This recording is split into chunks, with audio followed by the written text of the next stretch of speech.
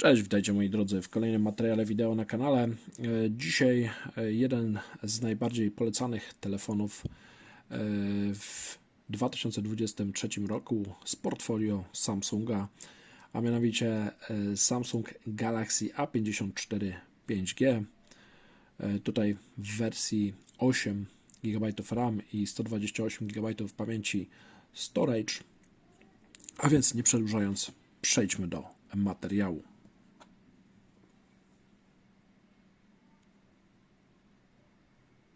A więc przechodząc do telefonu Samsung Galaxy A54, jeżeli chodzi o kolory, to tutaj możecie dostać go w kolorze białym, czarnym, fioletowym bądź limonkowym, więc kolory jak dla pań super, jak dla panów może nieco gorzej, ale czarny jest, więc na pewno każdy znajdzie coś dla siebie.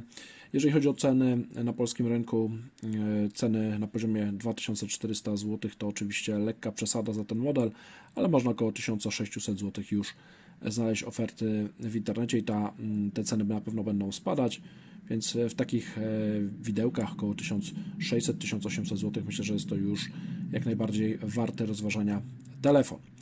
A co ten telefon oferuje?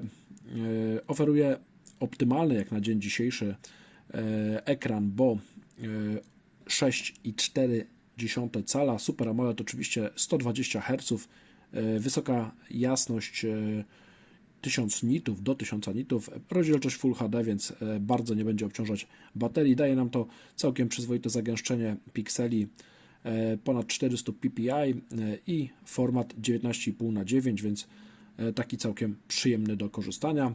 Oczywiście Android 13, One UI 5.1 i Exynos w środku. Ten poprawiony, słuchajcie, 1300, jeżeli dobrze pamiętam, 1385 nanometrów, więc jest już nieco lepiej. Do tego jest 8 GB RAM, ale są też wersje 6 GB i wersje pamięciowe 128 GB bądź 256 GB. Na polskim rynku głównie 128 GB, w zupełności wystarczające, ponieważ macie zamienny hybrydowy slot na karty SIM.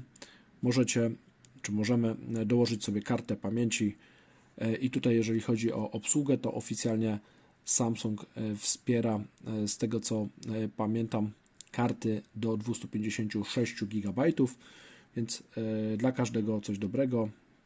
We flagowcach nie mamy już w tej chwili kart pamięci czy możliwości instalacji kart pamięci, a proszę, w średniaku A54 taką możliwość posiada.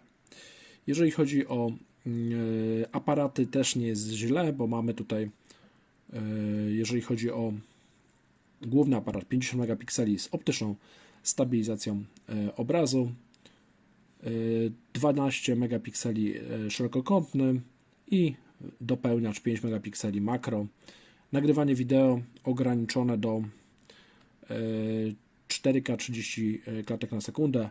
Jest dobrze, w średniaku nikt więcej nie oczekuje. Mamy też oczywiście 32 megapikselową kamerkę do selfie. Ja zastrzeżenia co do tego aparatu mam tylko takie, że nieco przeostrza zdjęcia, nie wiem czy to będzie gdzieś tutaj widać, ale generalnie zaskakująco dobrze radzi sobie ten główny oczywiście obiektyw z robieniem zdjęć. Za chwilę będziecie mieli galerię.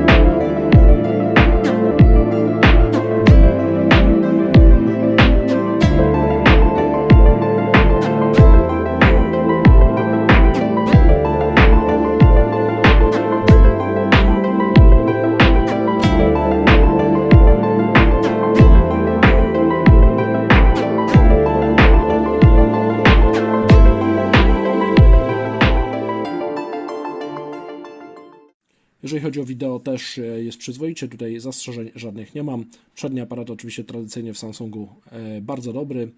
Mamy dziurkę w ekranie, 32 megapiksele, światło f2.2 i też nagrywanie, słuchajcie, 4K, czego do tej pory w Xiaomi niestety nie uświadczymy nawet we flagowcach.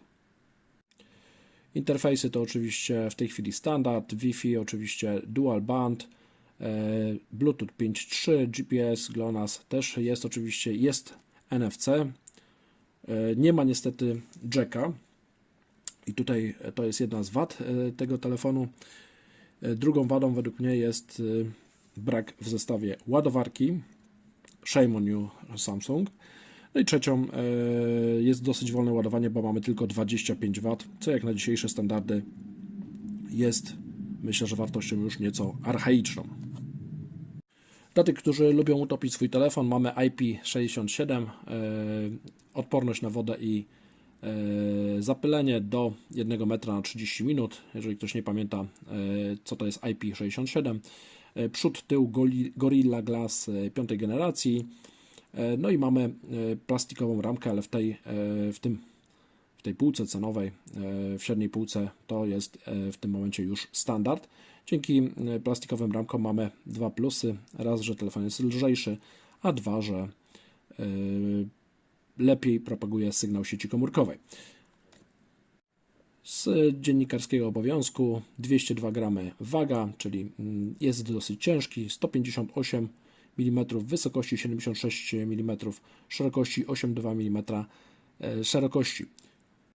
Mamy oczywiście czytnik linii papilarnych, on jest ukryty w ekranie, jest niestety optyczny, więc nieco wolniejszy niż ultradźwiękowe, które w tej chwili są montowane w flagowcach Samsunga. Sama bateria 5000 mAh i tutaj jest bardzo dobrze, mimo tego, że mamy Exynosa 1385 nanometrowego, który nie jest aż tak wydajny jak Snapdragony, czy też aż tak bardzo energooszczędny, to tutaj możemy liczyć na naprawdę długi czas działania.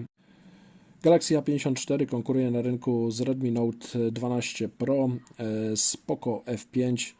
Znajdzie się również jakiś model zapewne ze stajni Oppo, jak również OnePlus, jeden z tych tańszych, na przykład trójka. O wyborze konkretnego modelu mogą decydować detale bądź aktualne promocje. Podsumowując materiał, dla kogo jest ten telefon? Jeżeli nie słuchacie przewodowo muzyki na słuchawkach, jeżeli nie potrzebujecie szybkiego ładowania i nie jesteście maniakami wydajności, heavy userami, to jak najbardziej A54 zakupione w dobrej cenie będzie świetnym wyborem. Myślę, że tutaj kompaktowe wymiary będą dla wielu dużym plusem. Wydajność jest w zupełności wystarczająca, aparat zadziwiająco dobry, a bateria trzyma przyzwoicie. Może jeszcze gdyby ten telefon był nieco tańszy. Jestem ciekawy Waszych opinii na temat Samsunga Galaxy A54. Dajcie znać w komentarzach poniżej, co Wy myślicie o tym modelu i czy rozważacie go w planach zakupowych. Jeżeli materiał się Wam spodobał, to proszę oczywiście o łapki w górę oraz subskrypcję kanału, aby nie ominął Was żaden nowy film. Zapraszam Was również do oglądania innych materiałów na kanale. Tutaj gdzieś będziecie mieli ciekawe propozycje do obejrzenia. Hej, hej!